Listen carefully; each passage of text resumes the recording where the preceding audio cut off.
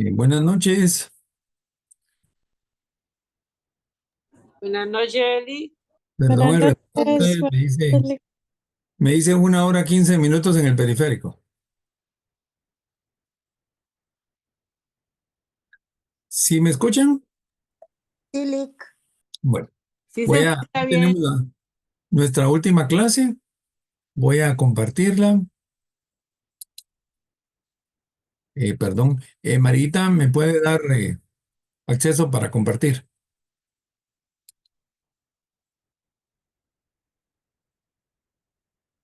Ya, licenciado. Gracias.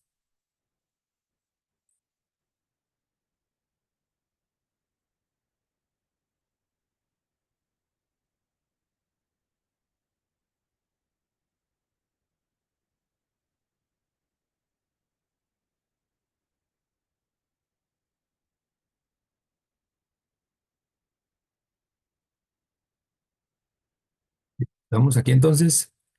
El día de hoy vamos a ver algo de características del acompañamiento. Vamos a hacer algunos ejercicios y vamos a hablar también un poco sobre resiliencia. Entonces, vamos a hacer un análisis ya. Ya nos queda solamente esta sesión y nos queda el módulo final. Entonces vamos a ir cerrando. Quisiera empezar con esta frase de Eurípides que dice: habla si tienes palabras más fuertes que el silencio. De lo contrario, guarda silencio. ¿Cuántas veces nuestro acompañamiento va a ser solamente estar en silencio? Estar a la par, eh, estar a la par de las personas.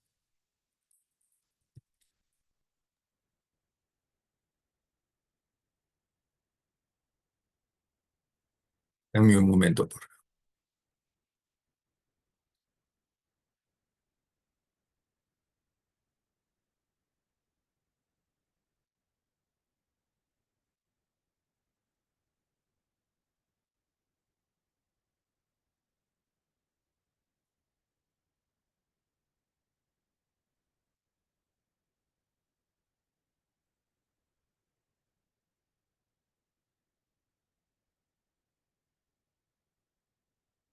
Perdón. Entonces, les decía muchas veces solo guardar silencio. Ahora, hagamos este análisis para nosotros. ¿Cómo vamos a acompañar a los dolientes en procesos de duelo sanos? Recuérdense, en un duelo patológico ya entra la terapia, pero en duelos sanos vamos a ver tres elementos. Uno sería la orientación filosófica, la otra sería congruencia y autenticidad, y la otra sería consideración o aceptación positiva incondicional. Vamos a ver cada una de ellas. Vamos con la orientación filosófica. Y aquí nos vamos a hacer un cuestionamiento nosotros. Yo me tendría que preguntar, cuando estoy atendiendo a una persona, ¿cómo considero a esa persona? ¿Percibo a esa persona únicamente como un cuerpo? ¿O solo como mente? ¿O solo como afectos? ¿Qué concepto tengo de esa persona? ¿Veo a esa persona o a cada persona como digna y meritoria por el hecho de existir? ¿Tiendo a ver a las personas como personas de mérito o las desvalorizo? ¿Respeto a las personas en cuanto a su capacidad, derecho y dirección? ¿Acepto sus valores? ¿Evito manipular a la persona? Entonces, ¿por qué es importante esto? Yo tengo el derecho de poderle decir a alguien: no lo atiendo. Si, por ejemplo, no considero a esa persona digna de que yo la pueda atender o no acepte su estilo de vida. Por ejemplo, una vez una señora del Opus Dei me dijo que ella nunca atendería a una persona gay. Una señora que tenía hijos militares y a un hijo militar lo mataron en la guerra armada aquí en Guatemala, digo: yo nunca atendería a un guerrillero. Una gente racista, puede decir: yo no atiendo a un coreano o a un indígena o a un negro o a un ladino o a un blanco, etcétera. Entonces es importante que nosotros nos analicemos. También, Por ejemplo, estoy yo pasando un proceso de duelo porque se murió, ¿qué? Mi mamá. Y llega alguien que quiere que lo acompañe porque se le murió su mamá y yo no he sanado esa situación, no podría acompañar a la persona. Entonces es importante que nos hagamos un análisis previo a atender a una persona. No sé si tienen alguna pregunta acá. ¿No?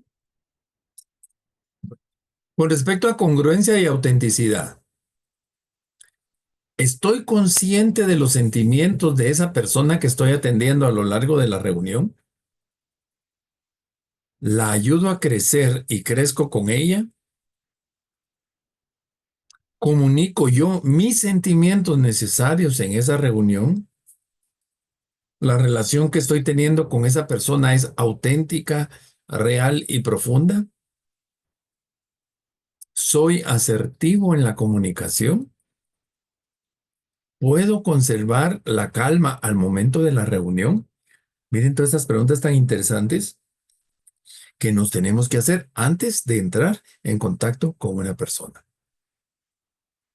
Y luego la consideración o aceptación positiva e incondicional. ¿Ofrezco a esa persona un genuino interés en acompañarla? ¿Acepto a la persona y se lo demuestro? ¿Acepto a la persona sin emitir juicios? ¿Comprendo a esa persona desde sus creencias, desde su filosofía, desde sus juicios? Entonces acá también es importante el que haya empatía. Estaba platicando, no sé si fue ayer o antier, con una persona que decía que ella solamente lo podía. No, esa persona me contó que su esposa, que la tenía hospitalizada, la señora se quería salir del hospital porque solamente la podía cuidar el curandero, la podía curar el curandero de su pueblo. Entonces, bueno, esa señora no quiere aceptar la medicina, es una señora que está muy mala, pero ella quiere que la atienda el curandero. Entonces yo podría decir, esa señora se quiere morir, ¿para qué la voy a ir a atender? No, ¿será que entiendo sus creencias? Me acaba de tocar atender a un muchacho que le diagnosticaron hace un año más aproximadamente cáncer. Más, año y medio. Estuvo en procesos de quimio y todo, y aparentemente se curó. Pero ahorita le aparece un cáncer más avanzado, y el cáncer, el primero lo tenía en el pulmón, y ahora se le vino a la parte del cerebro. Necesita hacerle cambio de médula ósea y le dieron 8 meses de vida. La persona quiere experimentar un montón de cosas que a criterio de un ser normal o desde mis creencias, desde mi mapa, no son buenas. Pero él se está muriendo, se le está acabando la vida y quiere, como diría Ricky Martin, vivir la vida loca. Bueno, ¿acepto o no acepto a esta persona para atenderla?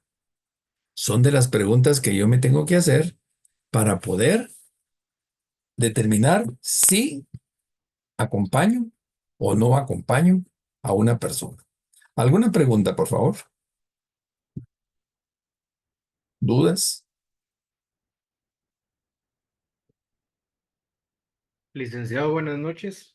Buenas noches, Pablo. En este caso, es parte, me imagino, de la ética, ¿verdad? El hecho de poder tener ese discernimiento de saber si se puede atender o no a la persona y tratar de dejar de un lado las ciertas posturas un poco rígidas, pienso yo. Sí, pero ahora pregunto, Pablo, si me la quieres contestar, me la contestas, si no, no. ¿Qué no aceptas en una persona o en otra persona en cuanto a valores?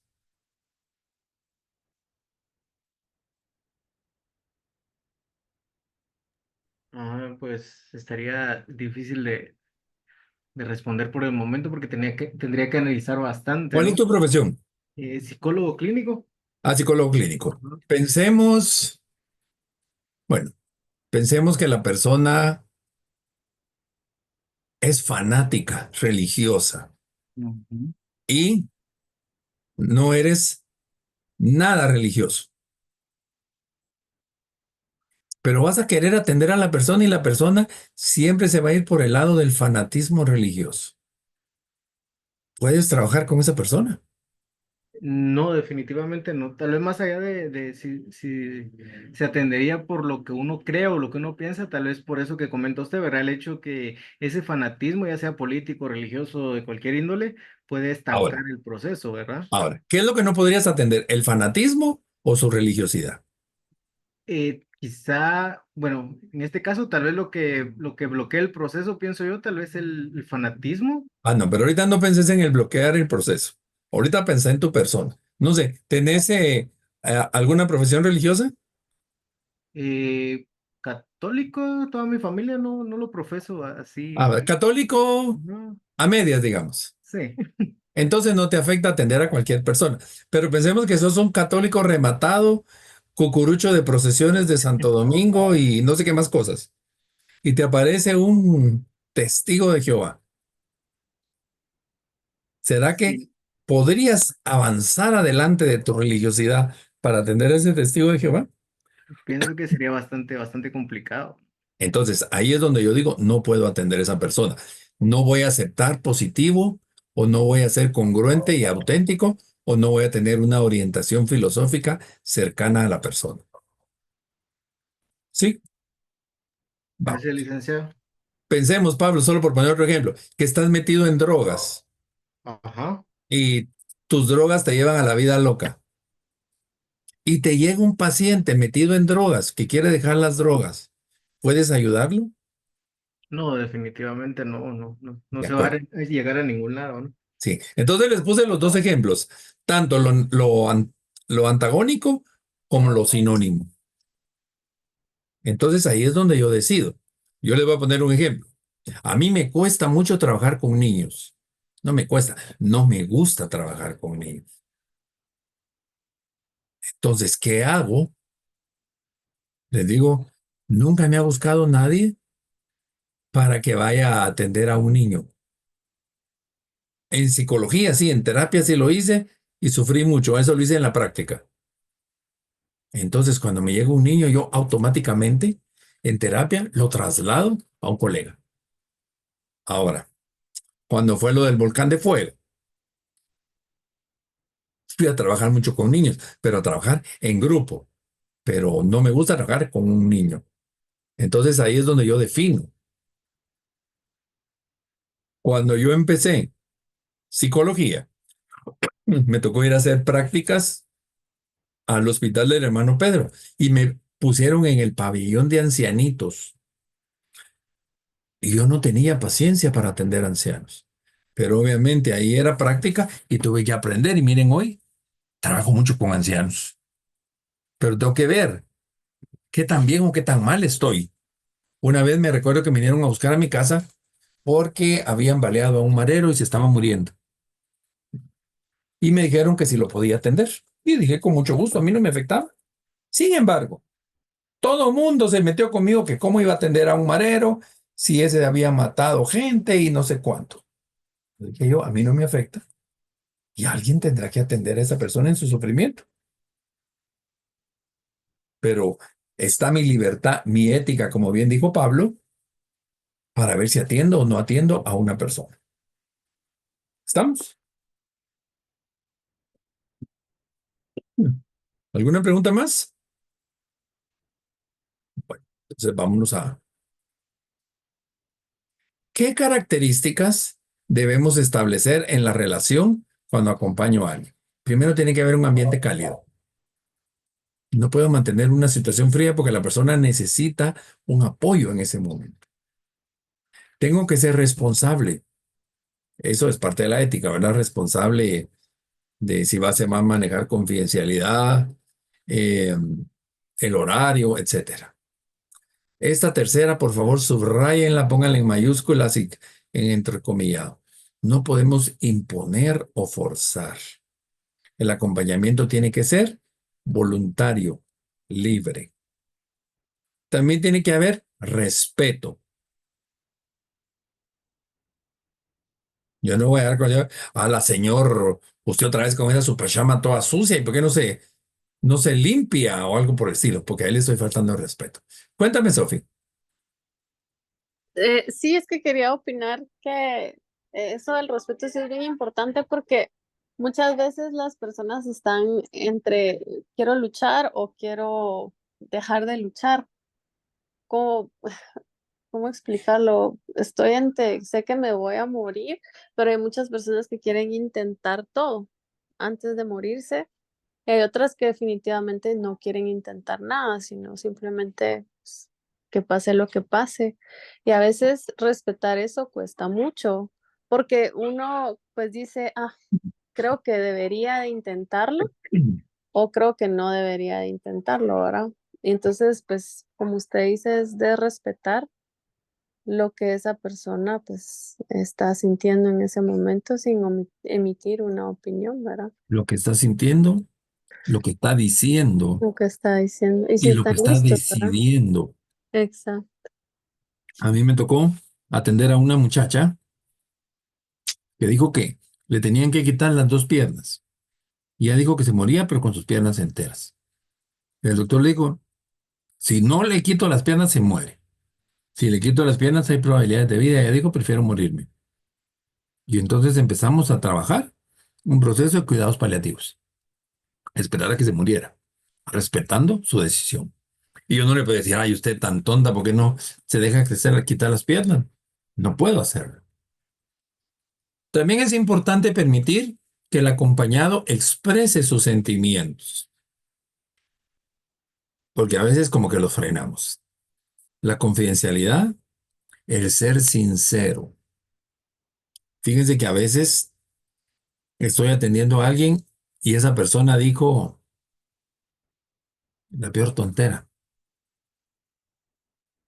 Pues no le decía, mire usted qué tonto, no, pero sí le puedo, tal vez no tontera, sino que dijo algo erróneo. Entonces, sí, mire, lo que me está diciendo no es por ahí, porque esto le va a provocar tal y tal y tal cosa. ¿Qué le parece si nos vamos por acá? Y también importante establecer límites. Fíjense que yo iba a atender a una señora. Hace rato ya murió la señora. Iba a su casa y la muchacha ya había dado que cuando yo entraba a atender a la señora me decía, mire, voy a ir a la tienda. Va, está bien.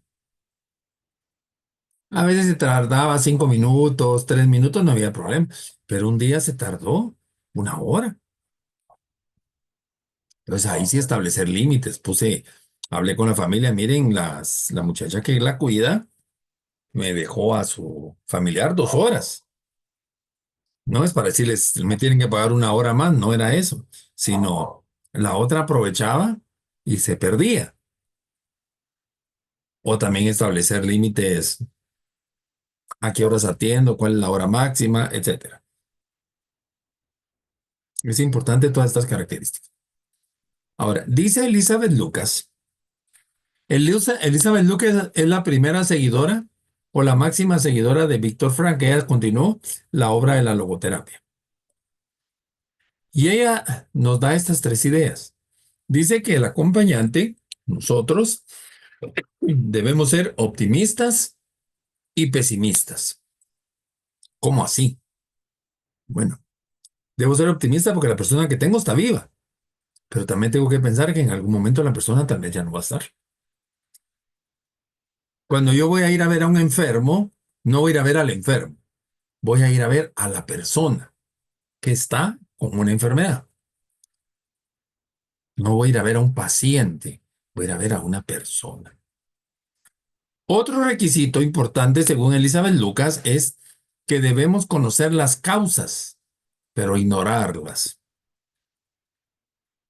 Sé que la persona se me está muriendo, pero mi concepto no va a ser estar atendiendo a la persona que se me está muriendo, sino que estar atendiendo a la persona que está doliéndose de algo. Y también comprender a las personas favorecidas y las desfavorecidas. Hay personas, hablemos económicamente, hay gente que no tiene atención. Hay gente que sí se deja o tiene oportunidad de atención. Hay personas que tal vez se están muriendo, pero no tienen dolor. Hay personas que no se están muriendo, pero tienen mucho dolor. Entonces, voy a atender a personas con dolor, personas sin dolor, personas con tristeza, personas sin tristeza, personas que tienen familia que las acompañen y personas que están solitos, etcétera. Víctor Frank da otros requisitos y él dice, a mí me gusta de Víctor Frank esto, que él no dice que vamos a tener una terapia, sino que él dice que vamos a propiciar un encuentro de unicidad entre el acompañante y el acompañado, entre el terapeuta y el paciente.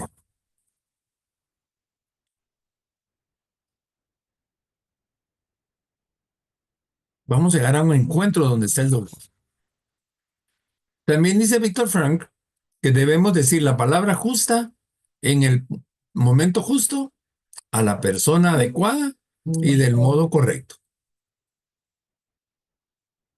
Y también, esto clave, no pretendamos adoctrinar a la persona que estamos acompañando.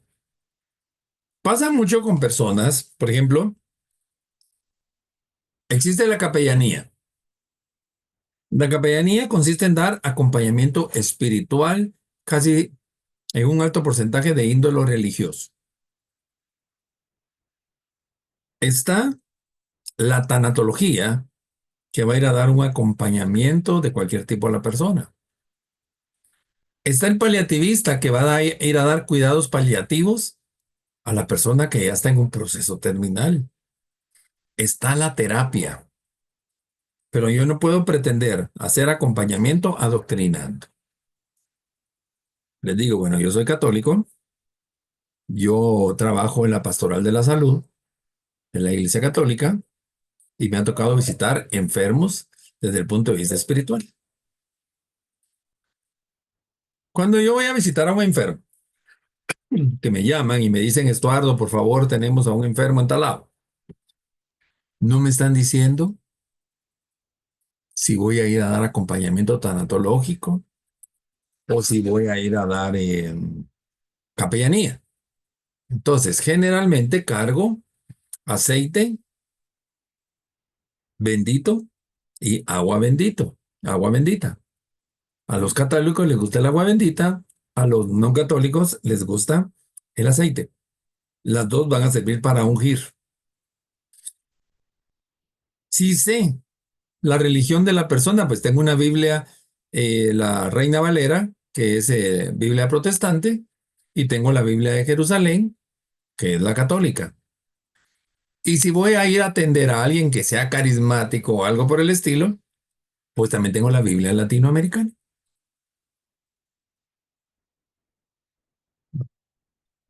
Cuando me toca ir a atender señoras, que yo sé que ya las conozco y todo, también hasta el rosario, tengo rosarios como muy conservadores y rosarios de colorcitos, pero ahí voy a ir a dar acompañamiento, no, perdón, capellanía, donde vamos a ir a leer la Biblia, vamos a hacer una oración, pero eso no es acompañamiento tanatológico.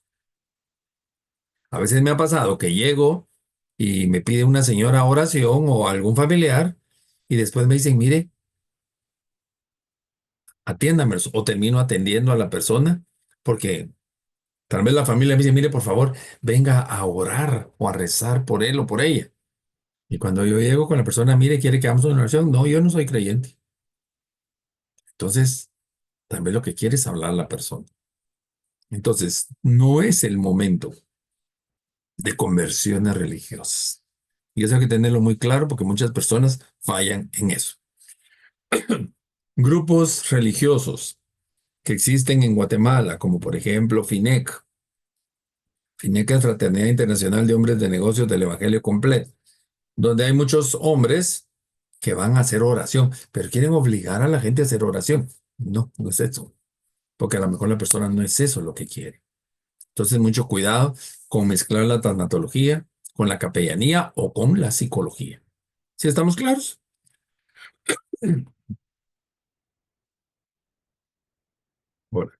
Vean estas frases que a mí me gustaron mucho. ¿Qué dice un acompañado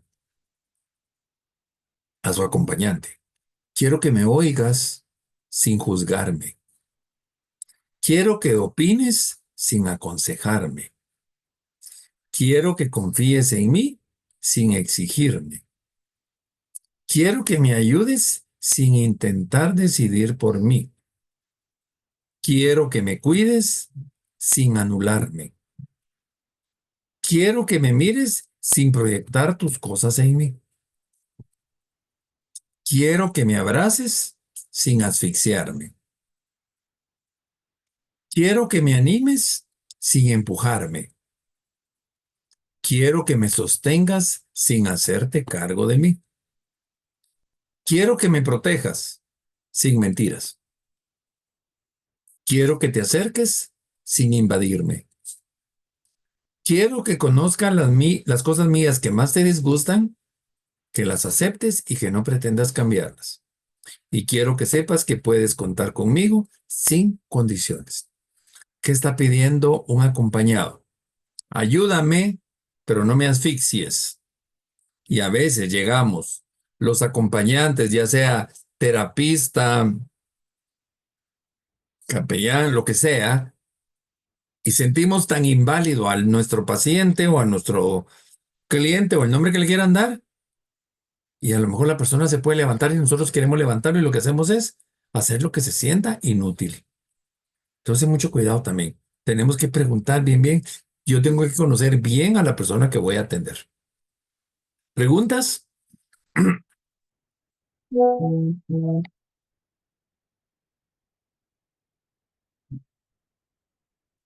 Preguntas. Entonces, también esto, por favor, muy importante. ¿Qué condiciones hay que establecer para la relación de ayuda? Esta es clave, que la persona solicite y acepte la ayuda. Porque si la persona es obligada o simplemente cree que puede salir sola, la relación no se va a establecer. No se espanten, no se asusten. Se están atendiendo a una persona y de repente ya no llega. Pues que la persona ya resolvió o entró en conflicto y entonces mejor no quiere. A mí cuando alguien me dice, mire, Estuardo, fíjese que tenemos a don Juan que quiere apoyo. Mire, este es el teléfono de don Juan. Entonces le digo, mire, dígale a don Juan que me llame. Porque si yo lo llamo, como que lo estoy haciendo a la fuerza. Y yo les diría que el 40% de los que me dicen que alguien quiere ayuda, me llaman. Y el 60% no me llaman. Entonces, no hay voluntariedad. Es importante también establecer un tipo de contacto verbal y no verbal, de manera que se produzca la relación. Y ahora que estamos más en ambiente virtual, yo conozco un montón de psicólogos que ya no tienen presencial. Pero es importante conectar la cámara. Es importante esa visualización para establecer la corporalidad de mi paciente. Y nuevamente, lo que vimos al principio, con lo que empezamos, que nosotros tengamos esas aptitudes de concepto filosófico, de aceptación, de congruencia y de empatía. Preguntas.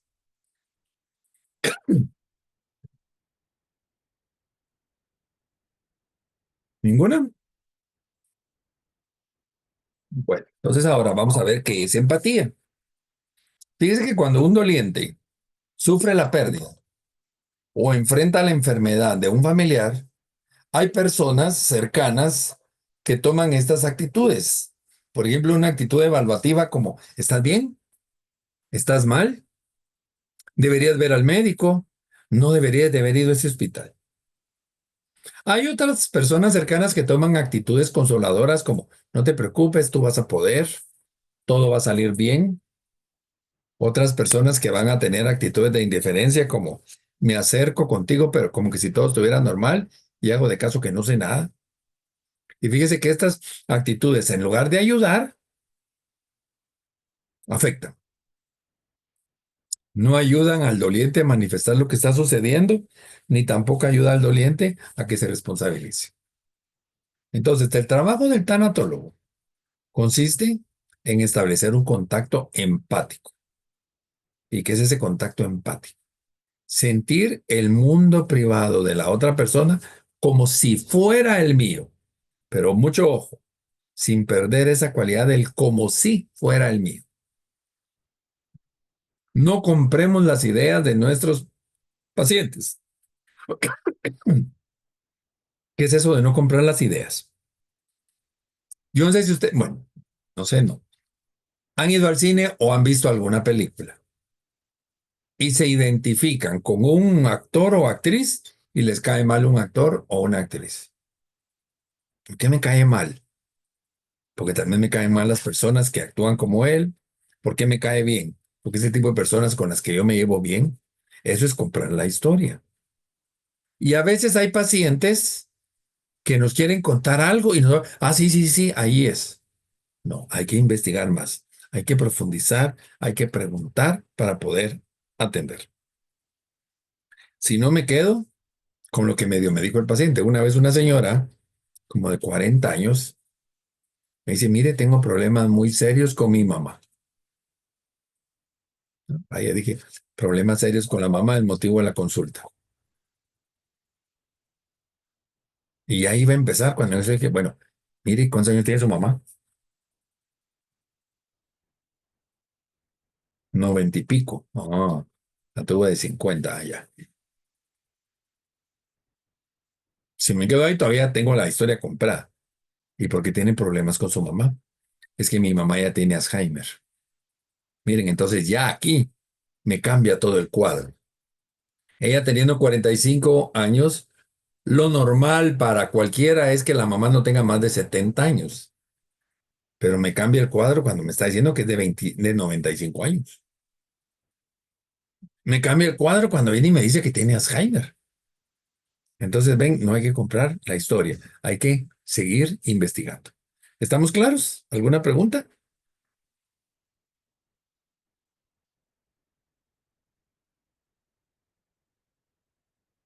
¿No? Entonces entremos a la empatía tanatológica. Cuando estamos empatizando, sintámonos dentro del acompañado, como que estuviéramos dentro del acompañado. Sintámonos parte de lo que observamos o contemplemos al explorar en forma imaginaria lo que sucede en la otra persona. Percibamos el mundo interno de los significados privados personales de la otra persona como si fueran míos. Recuerden, como si fueran. La empatía tanatológica es la capacidad de escuchar y de comprender las necesidades del acompañado, como si fuéramos él, si fuéramos ella. Es ver el mundo con el cristal de la persona que estoy atendiendo. Es ponerme en su lugar. Si la persona me dice que le duele, yo no tengo que decir, ay, ¿cómo le va a doler eso? Aceptemos que le duele.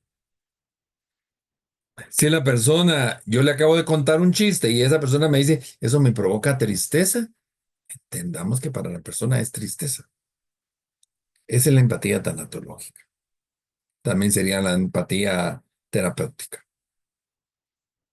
Ponerme en el lugar de la otra persona.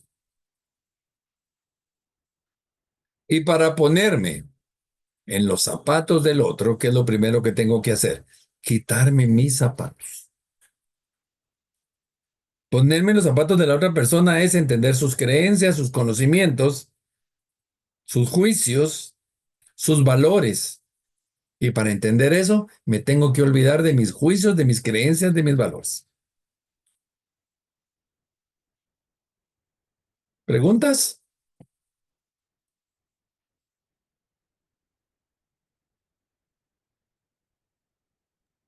No, Bien, licenciado. de acuerdo. Ustedes fui a Jalapa el lunes y martes, había mucho frío allá. Después pasé a Jutiapa. No, primero fui a Jutiapa. Había mucho calor, luego pasé a Jalapa, mucho frío y me afectó otra vez la garganta. Me dio tos. Pero ahí vamos. Bueno, ¿cuáles son los beneficios de una escucha empática? Va a reducir la patología de la persona que estoy atendiendo. Va a ayudar a la persona a que aprenda a resolver su propia problemática cotidiana. Va a favorecer a que la persona tenga un aprendizaje significativo para esa persona. Va a permitir que la persona no se sienta enferma, mala o anormal. Va a hacer sentir a esa persona valorada, aceptada, querida, importante. Va a llevar a aceptarla y a quererla como un ser en quien se puede confiar. Entonces, cuando yo escucho empáticamente a alguien, le estoy dando importancia y con solo esa importancia la persona puede aumentar su autoimagen, su autoestima y salir adelante. También beneficios de la escucha empática es promover la autoaceptación, ayudar a que la persona adquiera su propia identidad, estimula a que esa persona se autoexplore y descubra su autoconcepto, lleva también a que expanda su conciencia, que esté consciente de lo que está haciendo, va a facilitar su experiencia y desarrollo personal, va a mostrar un interés genuino en la otra persona, va a comprender por el otro sus necesidades y su apertura. Ahora, ¿qué no debemos hacer en la empatía? En estas cosas hace mucho la gente cuando están acompañando en un proceso o algo. La muerte es algo normal, a todos nos va a pasar. Eso no hay que decirlo. Descalificar a la persona y decir, eso ya me lo contaste varias veces. Hacer como que el otro no dijo nada ante algo que no estoy de acuerdo. Fíjense que a veces la persona que estamos atendiendo nos pone a prueba. Y yo hago el caso que no, como que no le digo nada porque no estoy de acuerdo. Tampoco debe decirse a la persona qué hacer, planear y programarle la vida. Estaba hablando con una señora ayer de que tuvo problemas con su familiar que estaba enfermo. ¿Qué fue lo que pasó? Mire, yo le dije que fuera al gimnasio, que con su jubilación ella podría pagar un Uber y le digo todo lo que tenía que hacer. Y la familiar le dijo, yo no te llamé para que decidas por mí. Y si no te pido consejos, no me los des. Y fíjense que esto es muy cierto. Hay gente que le encanta dar consejos y nosotros no tenemos que dar consejos.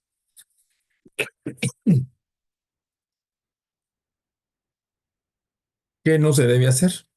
No nos tenemos que paralizar en una sola emoción. A veces tal vez nos invadió la tristeza y ahí nos quedamos. No hay que seguir investigando. Procurar no distraernos.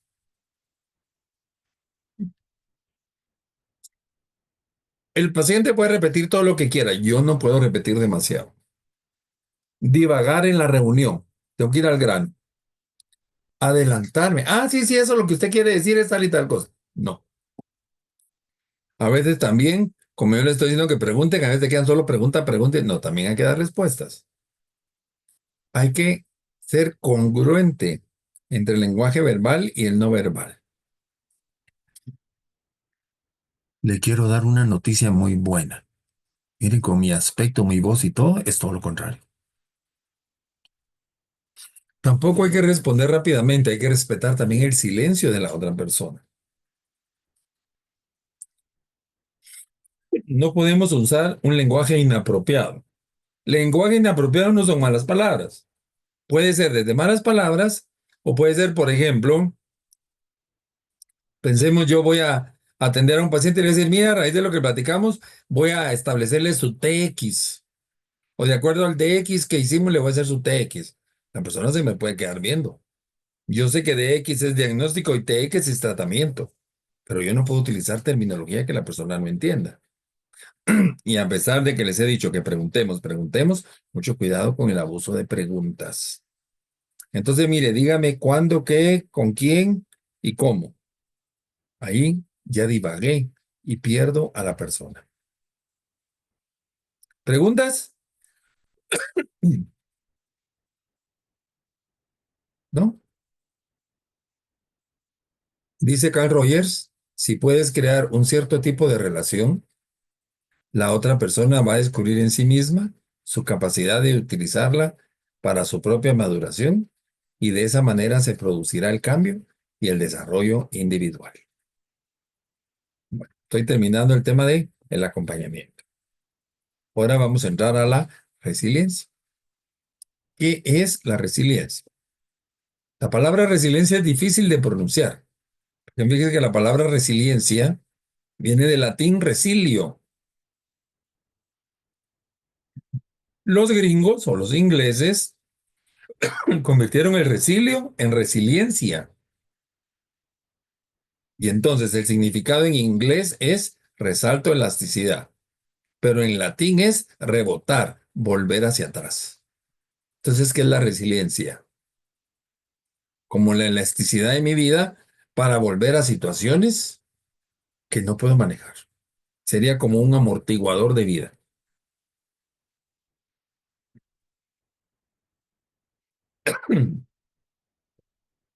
La resiliencia es un proceso que va a surgir en el momento que una persona se enfrenta a una pérdida, a una adversidad, a un infortunio. Y es en este momento en que la persona pone en operación toda la maquinaria necesaria que tiene para enfrentar el suceso. Y esa maquinaria puede estar constituida por mis habilidades personales, mi carga genética, mis recursos, mi red social de apoyo, que me van a ayudar a superar la adversidad. Y no solo a superarla, sino también a traspasarla a través de un crecimiento personal. Entonces, hay personas que saben manejar muy bien esos puntos de dolor. Eso es la resiliencia. Algo así como tomarme una pastilla para que no me duela algo. ¿Dónde lo aprendí? Me lo enseña mi familia. Cuando era niño. Aparece ahí mi inteligencia emocional. Mi red social de apoyo no es Facebook, sino mis amigos. Las personas que tengo para que me apoyen.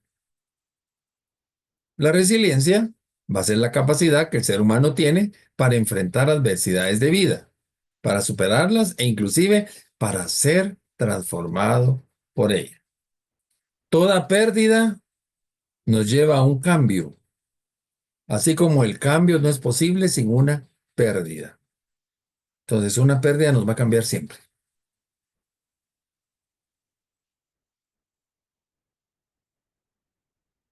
¿Sí?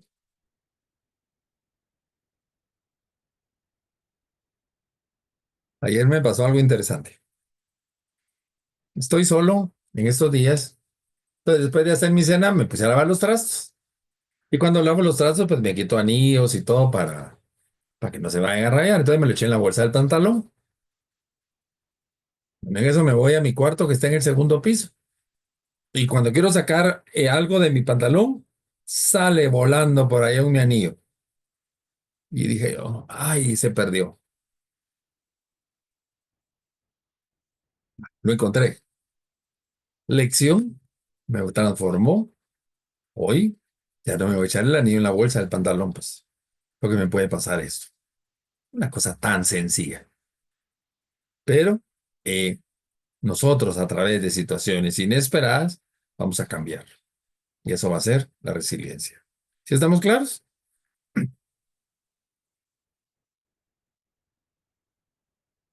La concepción anterior era que el ser humano era débil, frágil y ante los riesgos había destrucción.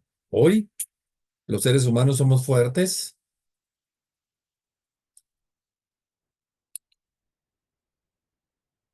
va a haber oportunidades y eso va a ser la resiliencia la, de vida y superación de vida. Ahora, ¿qué es la adversidad? Para poder ser fuerte tengo que saber qué es la adversidad. Según la Real Academia de la Lengua Española, la adversidad significa suerte adversa, o sea, una situación de infortunio en la que se encuentra alguna persona. ¿Cómo puedo enfrentar la adversidad?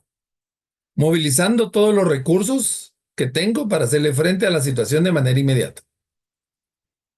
Utilizar mecanismos de defensas que permitan disminuir el impacto y situaciones que a pesar de haberse resuelto aparente no terminan de cicatrizarse y lleva constantemente a la persona al pasado. A veces me pasa algo, inmediatamente me voy al pasado. Y en base a cómo fue el pasado, puedo actuar. Esas son formas de enfrentar la adversidad. Ahora, veamos situaciones adversas naturales. Por ejemplo, un estresor único podría ser un suceso traumático, una violación, un secuestro. Un estresor múltiple son acontecimientos de vida, como por ejemplo las muertes, las enfermedades. También vamos a tener estresores cotidianos, por ejemplo el tráfico. Hoy para mí ese fue un estresor. El levantarme tarde y tengo que estar en una cita, que se me olvidó comprar algo. Estresores biogénicos, que son los exógenos del ambiente, por ejemplo, la gente que fuma y no ha fumado, la falta de cafeína, los medicamentos. Hay personas que se estresan por el frío, por el calor, por el hambre, por el sueño.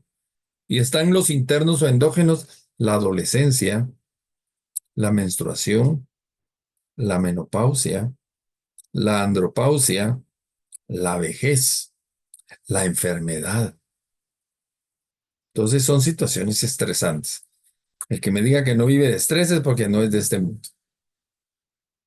Pero eso no son factores estresantes que me lleven a duelo. Pero es importante ponerle atención.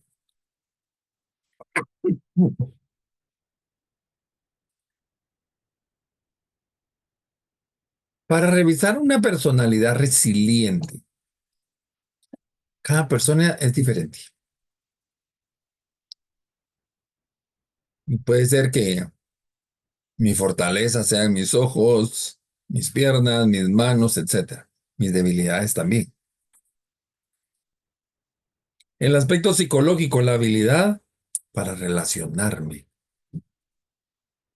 Hay personas que son muy expresivas, personas que no son nada expresivas.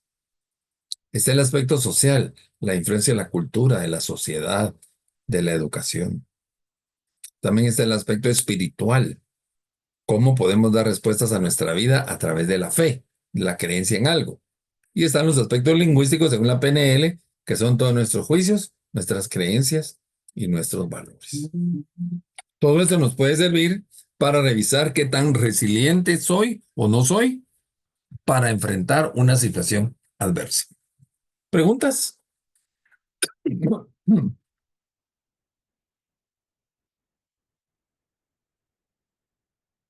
No hay preguntas.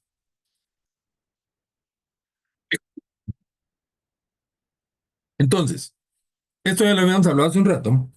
Para poder entender la resiliencia de una persona, la persona resiliente tiene que tener autoestima. Pero para llegar a la autoestima, primeramente yo me tengo que autoconocer. ¿Qué tengo bueno? ¿Qué tengo malo? ¿Cuáles son mis fortalezas, mis debilidades? Si quieren hacer un FODA de uno mismo. Ya que me conozco, me voy a respetar con mis fortalezas y mis debilidades. Ya que me respeto, me acepto. Me evalúo para ver qué puedo cambiar. Establezco mi autoconcepto, que es la imagen que voy a presentar a los demás, y con eso está mi autoestima. Entonces, nosotros podemos hacer un ejercicio con nuestros pacientes para ver cómo está su autoestima y podemos trabajarlo desde esa forma. ¿Alguna pregunta?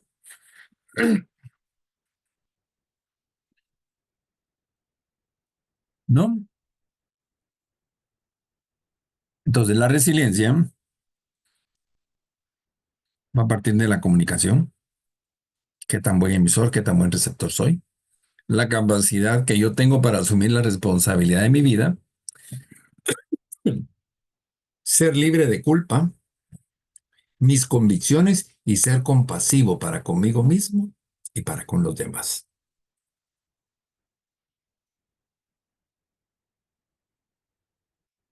Ahora, la resiliencia implica revisar, como les había dicho, una autoestima sólida. nuestro sostenimiento, que no es sostenimiento económico. ¿Cómo me sostengo yo en la vida? La capacidad que tengo para establecer relaciones interpersonales de forma sana. La proactividad y el empuje para exigirme y ponerme a prueba en metas cada día más demandantes. Esto no funciona re bien, miren, para la resiliencia, el sentido del humor, hacer reír a las personas. También la creatividad, porque cuando hay creatividad hay aprendizaje. La persona baja su dificultad. También es importante el sentido de vida. Preguntarle a la persona qué la mantiene esperanzada. ¿En quién? ¿En qué? ¿Cuál es ese algo o alguien que lo ayuda a seguir adelante?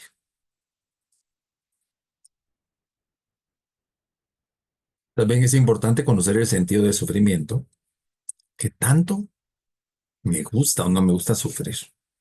Asumir la responsabilidad de mi propia vida, tener ese optimismo de que siempre vendrán tiempos mejores, educarme en valores y virtudes, aceptarme tal y como soy, mantener una red social de apoyo constructiva, establecer relaciones sociales y aprender a manejar el estrés. También es importante la orientación a la acción, no quedarme sentado. El pensamiento crítico, el poder analizar las situaciones. El buscar modelos interpretativos que me potencialicen, o sea, compararme con lo bueno. Tener independencia y autonomía. Tener manejo inteligente de la emocionalidad, manejar nuestras emociones de forma inteligente, ser perseverantes y pensar en el futuro. Son elementos de la resiliencia. ¿Preguntas?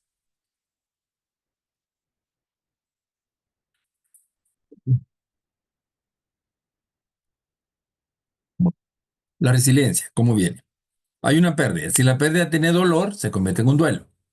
Si este duelo es normal, va a ser un proceso doloroso que puede tener mayor duración, donde yo me sienta como víctima, tenga desilusión y posiblemente no crezca. Pero ese duelo normal se puede convertir en duelo patológico cuando la persona generalmente se queda atrapada en el dolor por mucho tiempo y en ocasiones toda su vida. Y entonces aquí, en el duelo patológico, se requiere de ayuda terapéutica. Pero la resiliencia es llegar tal vez hasta este duelo normal. Minimizar las posibilidades de que mi duelo normal se convierta en un duelo patológico.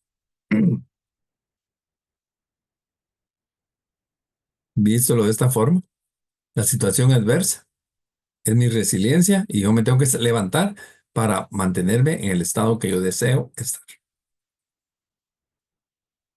¿Preguntas?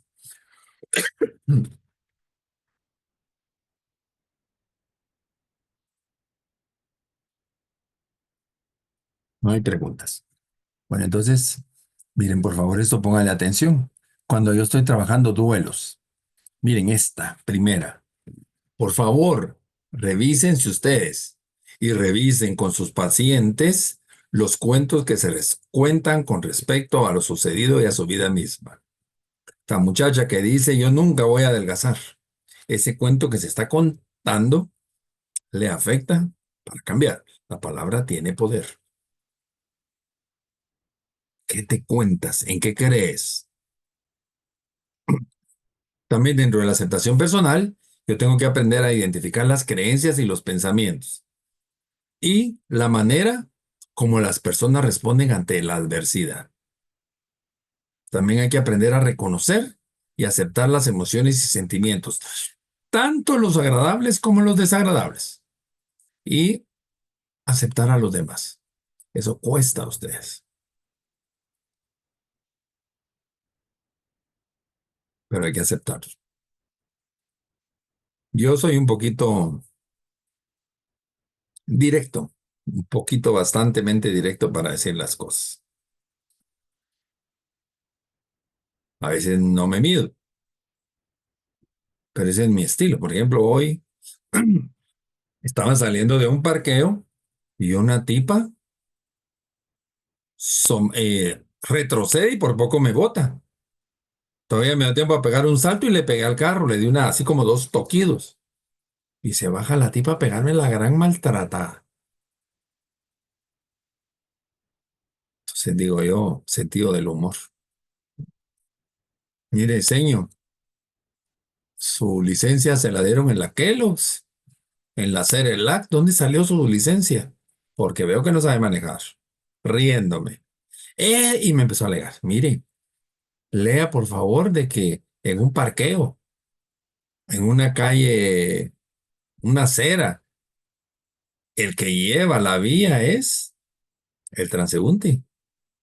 ¿Eso dónde dice? Lea, ya vio que le regalaron la licencia. Ah, la tipa, miren, brava. Y me maltrató. Entonces, cuando me maltrató, le digo, aparte de ignorante, vulgar. Y me reí.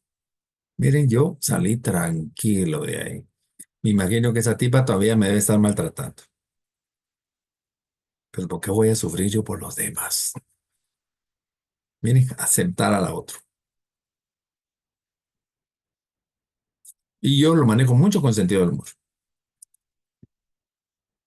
No sé si es bueno o es malo, pero a mí siempre me ha funcionado. Ahora, sugerencias para trabajar coaching en duelos resilientes. Examinemos cuáles han sido los recursos que han ayudado a las personas en otras ocasiones a salir airoso de situaciones difíciles.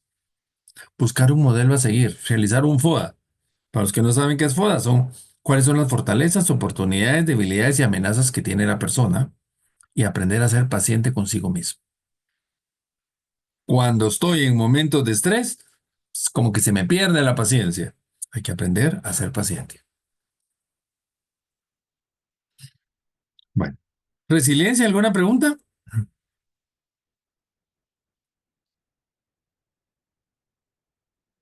Bueno, entonces ahora vámonos a ver algunos aspectos todavía del duelo. Los duelos los vamos a ver en dos tipos. Están los duelos emocionales y los duelos racionales. Por un lado está esa aceptación intelectual, que es el duelo racional, y por el otro lado está la aceptación emocional o afectiva. Y tenemos que trabajar tanto el aspecto racional como el emocional, porque todo el duelo no elaborado y no resuelto nos puede generar más adelante bloqueos emocionales. Una persona que puede ser como un zombie, ¿no? Que está actuando como muy robóticamente, pero sin inteligencia emocional. Entonces, van a existir 3 fases en el proceso del duelo. La primera fase es manejar el dolor en una forma temporal, manejar la ansiedad, manejar la confusión inicial. ¿Cuál es el objetivo de esta fase 1? Empezar a vivir, a lidiar, a enfrentar mi nueva realidad. Pensemos, se murió mi esposa. Entonces, tengo que temporalmente vivir el dolor, la ansiedad, la confusión. Entonces, vamos a lidiar con una nueva realidad. ¿Cuál es la nueva realidad? Ya no está mi esposa. Una vez que ha pasado eso puede pasar un mes. Viene la fase número 2, donde yo voy a elaborar y trabajar en mí mismo por medio de fortalecer y confrontar mi nueva realidad. No está mi esposa. Y entonces van a venir respuestas como llorar, hablar, escribir, reconocer que mi vida está desorganizada. Esto me está llevando al desapego de ese ser que perdí, pero no estoy perdiendo mis emociones. En el anterior, aquí estoy sufriendo por el que se murió, aquí estoy sufriendo por mí. Y en la fase 3, voy a resolver, reestructurar y reorganizar. Y para eso necesito mi pensamiento. El objetivo es ajustarme a mi medio ambiente y a las nuevas circunstancias. Entonces, primero voy a tener un duelo emocional para llegar al duelo racional. El duelo emocional dura más. Recuerden que el ser humano somos 80% emociones y solo 20% razón. ¿Preguntas?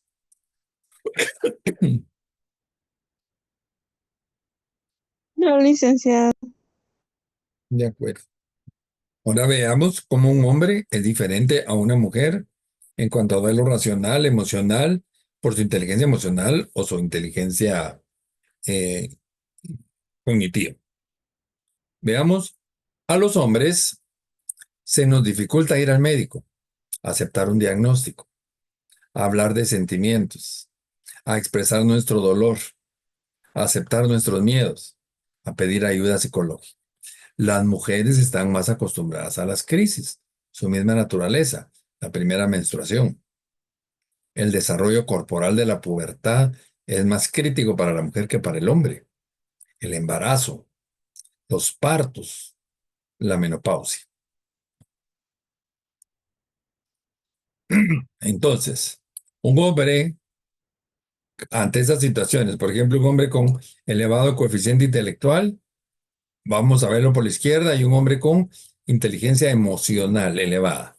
Un hombre con CI alto va a tener habilidades intelectuales, es ambicioso, productivo, previsible, obstinado, poco preocupado por sí mismo, crítico, condescendiente, fastidioso, inhibido, puede sentirse incómodo con la experiencia sexual o sensual, inexpresivo, indiferente, afable o amable, frío. Hagan de caso que están viendo ahí la foto de Albert Einstein. Mientras que un hombre emocionalmente, con una inteligencia emocional elevada, es una persona socialmente equilibrada, alegre, no suele pensar las cosas una y otra vez, comprometido con las personas, con las causas, capaz de asumir responsabilidades con perspectiva ética, solidario, cuidadoso de sus relaciones, con una vida emocional rica, se siente cómodo consigo mismo y con el mundo. ¿Por qué les pongo esto? Porque uno analiza rápidamente si la persona es más intelectual que emocional, para ver cómo la trato. En el caso de las mujeres, una mujer con coeficiente intelectual alto, pues seguridad intelectual, expresa fluidamente sus ideas, variedad de intereses intelectuales y estéticos, suele ser introspectiva, propensa a la ansiedad, a la reflexión, a los sentimientos de culpa. Y vacilan un poco para expresar su ira, porque no pueden ser tan vibradoras de emociones. En cambio, cuando tienen una inteligencia emocional alta, son positivas, expresan abiertamente sus sentimientos, son positivas con respecto a sí mismas, su vida tiene más significado, son sociables, expresan sus sentimientos de manera adecuada, se adaptan a las tensiones, tienen facilidad para relacionarse con los demás, son alegres, espontáneas, abiertas a la experiencia sensual, rara vez se sienten ansiosas o culpables y no tienden a hundirse en la reflexión. Tienen ahí dos ejemplos. No quiere decir que toda la gente sea así. Y no es malo ser más psíquicos que inteligencia emocional. Depende cómo a mí me han creado, cómo han formado mi autoconcepto. ¿Estamos claros? ¿Alguna duda?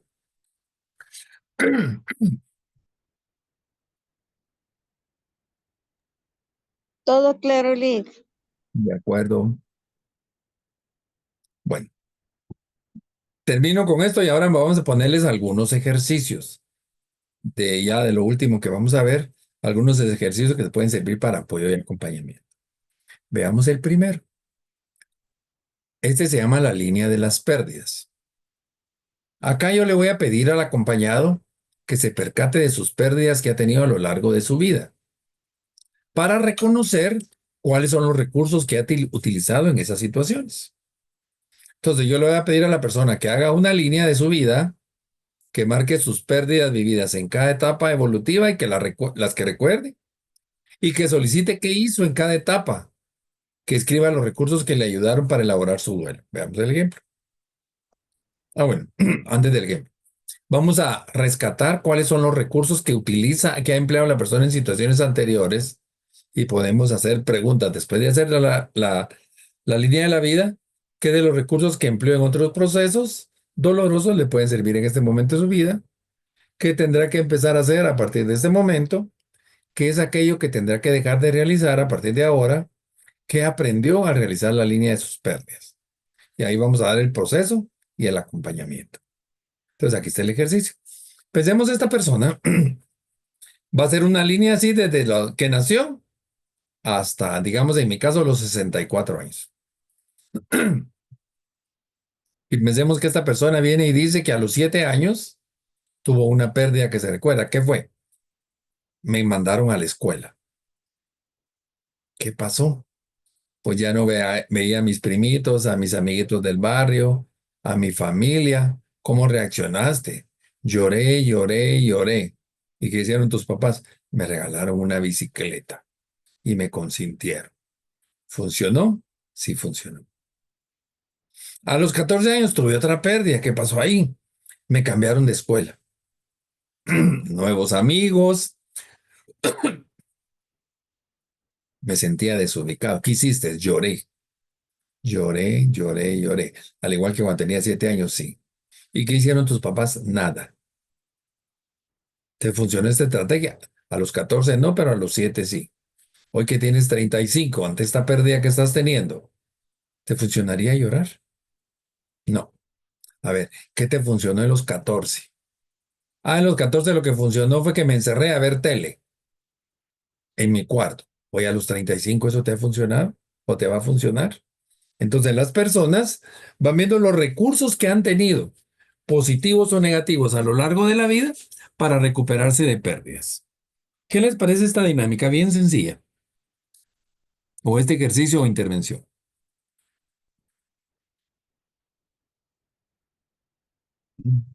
Muy práctico, Lick, que nos ayuda a identificar los duelos que por la cual una persona ha atravesado. De acuerdo. Vamos con otro ejercicio. La famosa silla vacía. Los que son psicólogos conocen esta técnica. Esta técnica es muy buena, pero al mismo tiempo es muy peligrosa, porque muchos saben utilizar la silla vacía, pero no saben cerrar la dinámica. Y ahí es donde está el problema. ¿En qué consiste la silla vacía? La silla vacía, vamos a brindarle a la persona la oportunidad o la ocasión de que se posesione de sus presiones que se enfrenta internamente.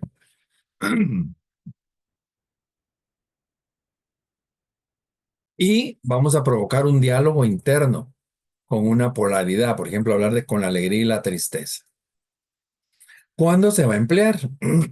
Esta es una herramienta que la podemos utilizar para reclamar, para que la persona reclame algo que ha perdido sin percatarse de ello. Y va a aprender a alimentarse de algo que al principio parecía doloroso. Ya voy a hacer el ejercicio.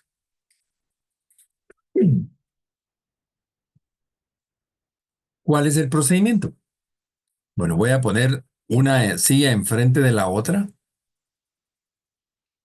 y la persona se va a sentar en una silla y le va a hablar a la otra silla, que está vacía, por eso se llama silla vacía. Le voy a pedir a la persona que exprese la situación que le molesta o los pendientes que tiene con alguien. Me va a decir a quién le va a hablar. Coloco dos sillas, una para frente a frente, y voy a ver otra silla del acompañante, que sería yo, donde me voy a sentar para observar. Y yo le voy a pedir a mi paciente que visualice a la persona imaginaria que está sentada acá. Y le voy a pedir que comunique al otro los sentimientos que le genera la situación. Lo que va a ayudar al coachado, ¿se recuerdan? Al paciente, a tomar conciencia de sus creencias, opiniones, asuntos pendientes, con la persona visualizada. Pongamos un ejemplo. Tenía problemas con mi papá. No nos llevábamos. Y mi papá ya se murió. Entonces pensamos, yo estoy aquí, Estuardo, y le voy a poner de nombre a mi papá Jorge. A ver, Estuardo, ¿con quién quieres hablar? ¿O sobre qué quieres hablar? Mire, es que yo tenía muy malos problemas, grandes problemas con mi papá, y eso me impidió salir adelante. Soy una persona insegura. ¿Y piensas que por culpa de tu papá? Sí. Ya me lo dijiste a mí. Quiero que se lo digas a tu papá. ¿Cómo le decías a tu papá? Le decía papá. A ver, Estuardo, háblale a papá. Fíjese, me habla a mí. No, no, no. Habla con tu papá. ¿Cómo le tratabas a tu papá? ¿De tú, de vos, de usted, de usted? Ah, bueno. Háblale, pues. Papá, quiero platicar con usted. Porque usted siempre me generó problemas y me generó inseguridad. Porque usted era muy mandón, usted era esto, tal. Y que saque la persona todo lo que tiene. Cuando la persona ya se quedó callada, yo puedo ir haciéndole preguntas. Mira, me dices que por tu culpa tu papá es triste. Dile por qué es que es triste. Sí, papá, yo por su culpa yo soy triste por esto y esto y esto es. Cuando ya sacó todo, entonces le pido, yo estoy sentado acá, ¿verdad? Yo soy Estuardo el paciente. Entonces le digo, a ver, Estuardo, siéntate ahora en la silla de tu papá y piensa que ahora eres tu papá. Y háblale, tu papá, ¿qué te contestaría a ti? Entonces ya viene el papá. ¿Cómo le dice a don Jorge, cómo le dice usted a su hijo? Pues le decía Estuardito. Bueno, a ver, háblele a Estuardito. Mira, Estuardito, lo que pasa es que vos eras tan inseguro, tan pegado a tu mamá, tan esto y tan lo otro que yo tenía que intervenir. Y sé que en algún momento estuviste molesto y casi que lo que le estoy dando es las respuestas que yo quisiera escuchar, pero estoy generando una conversación imaginaria para que la persona, como no está papá, resuelva la situación él solo. ¿Me explico qué es lo que hay que hacer? Y aquí puedo, ya que habló Jorge, lo regreso a que hable Stuart y pueden haber hasta 6, 7, 10 veces que cambien de silla. Y yo voy a ir generando preguntas. Eso es la silla vacía. Y esa silla vacía, pues yo voy a hacer preguntas potentes que permitan al acompañado expresarse, a verificar la estructura de su lenguaje, emocionalidad, corporalidad. Y miren, aquí es el momento clave de la silla vacía, que les decía, el fracaso puede ser esto. Hay que cerrar el experimento pidiendo al acompañado que se despida de la persona imaginaria. Bueno, Estuardo, ya hablaste con tu papá. Regresemos a la sala. Despídete de tu papá. ¿Qué es lo último que le quisieras decir? ¿Te recuerdas cómo fue el funeral? ¿Qué le dijiste antes de que él muriera? ¿Te gustaría volvérselo a decir o se lo quieres decir de diferente forma? Bueno, tu papá ya no está en el salón, ahora sigamos platicando. La importancia de cerrar y despedir a esa imagen imaginaria. Le quiero hablar a mi tristeza, o pensemos que le quiero hablar yo, Estuardo, de 64 años, al Estuardo de 15 años. Entonces hasta podría decir, a ver, Estuardo, ¿cómo está vestido Estuardo de 15 años?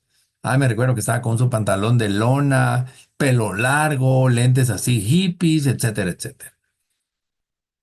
¿Cómo se sentaba? Se sienta de la misma. Y es como ir haciendo revivir lo que está imaginariamente. Entonces, ya que, a ver, ¿qué le quiere decir? ¿Qué es, Estuardo, qué sientes por el Estuardito de 15 años? Ah, pues que era así, así, así. Bueno, cambiemos de lugar. Estuardito, háblale al Estuardo de ahora, etcétera. Bueno, dile adiós a tu juventud y enfoquémonos en la reunión. ¿Qué les parece este método?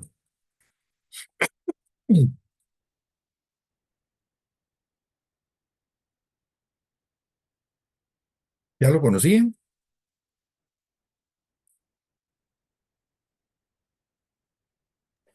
No, Lick. De una forma interesante también. Hay otro que se llama la silla caliente. ¿Cuál es la diferencia de la silla caliente? Que no voy a estar mucho tiempo sentado, sino que tengo que estarme moviendo porque la silla está caliente. Y entonces aquí puedo utilizar varias partes, por ejemplo. Es muy parecido, solo que aquí voy a platicar. En la silla caliente voy a hablar, por ejemplo, yo, Estuardo, yo, Estuardo, descubrí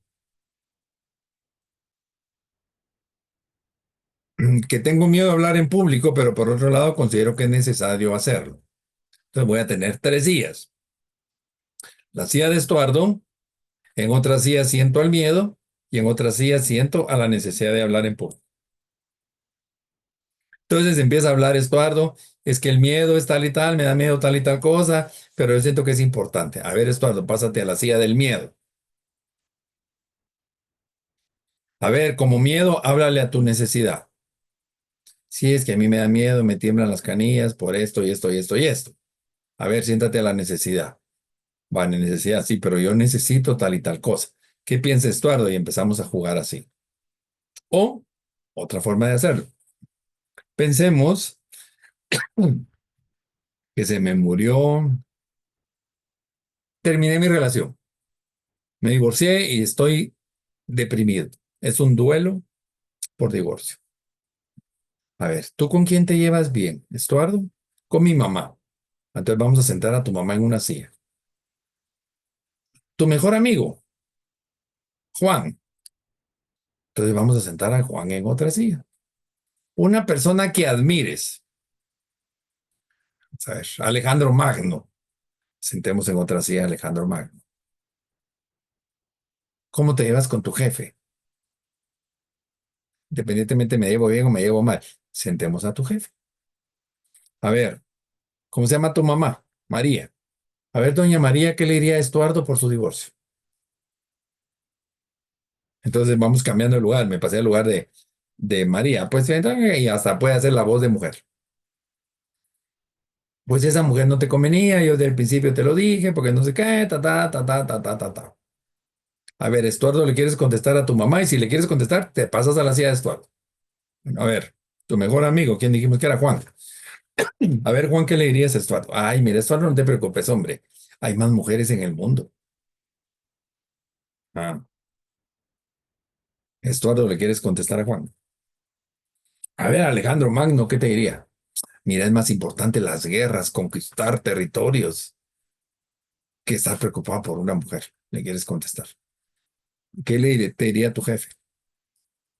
Mira la importancia de planificar para alcanzar metas, etcétera.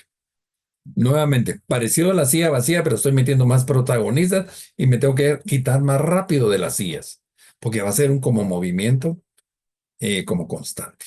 Ese es otro ejercicio.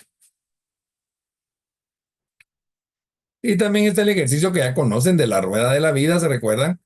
Que puede ser la rueda del sentido. ¿Se recuerdan? Esa la vimos varias veces. Hacer una rueda, establecer ambientes, familia, se puede hacer para sentido de vida, para tiempo, etcétera. Bueno, estoy terminando. ¿Preguntas? ¿Comentarios? Bueno, quiero terminar mi clase el día de hoy, ya finalizando los 4 módulos que estuve con ustedes, con un poema escrito por Gibran Jalil Gibran. Él es un filósofo hindú y habla sobre el secreto de la muerte. Y dice así: ¿quieres comprender el secreto de la muerte? ¿Cómo encontrarlo si no lo buscan en el corazón de la vida? Los ojos del búho, ciegos durante el día, no pueden descubrir el misterio de la luz. Si de verdad quieres comprender el espíritu de la muerte, abre bien el corazón a la esencia de la vida, porque la vida y la muerte son uno, como lo son el río y el mar. En lo profundo de sus esperanzas y deseos yace el conocimiento silencioso del más allá. Y como la semilla que sueña bajo la nieve, sueña el corazón con la primavera, confíen en los sueños, porque en ellos está escondida la puerta de la eternidad. ¿Qué es morir sino entregarse desnudo al viento y fundirse en el sol? ¿Y qué es el respirar sino liberar la respiración de sus infatigables flujos y reflujos, de suerte que pueda elevarse para buscar a Dios? En verdad, solo cantarán al beber en el río del silencio, y cuando hayan alcanzado la cima de la montaña, entonces comenzarán a escalar. Y cuando la tierra reclame sus miembros, entonces danzarán de verdad. Encontré este poema, me gustó y se los quería compartir para finalizar estos 4 módulos que estuve trabajando con ustedes. Por favor, ¿algún comentario el día de hoy?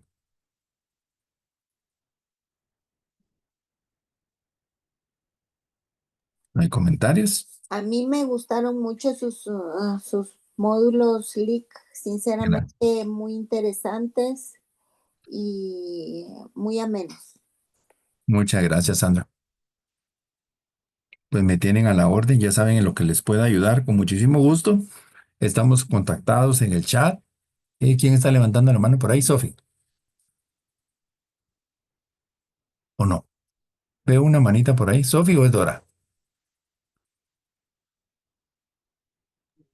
No, Lick, pero igual quiero aprovechar ahí por la oportunidad, ¿verdad? Simplemente me encantó sus clases. No falté a ninguna para estar presentes y gracias por compartir sus anécdotas que la verdad a mí sí me sirven demasiado. Muchas Muchas gracias. gracias. Gracias a ti. Entonces los miraré, algunos de ustedes, y cuando sea ¿cómo se llama? Su graduación. Ahí estamos comunicándonos. No sé si alguno va a llegar al Congreso. Tendré la oportunidad de saludarlos. Les deseo lo mejor de lo mejor y ya saben, me tienen siempre a la orden. Gracias, Lick. Gracias, Primero Lick. Dios, nos vemos en el Congreso. De Nos acuerdo, por ahí nos vemos. vemos Dios en el Congreso. De acuerdo. Entonces, que tengan feliz noche. Feliz Para noche. los que- Gracias, feliz noche, bendiciones. Dios los Gracias. Para los que van a comer fiambre, no se Feliz vayan. noche.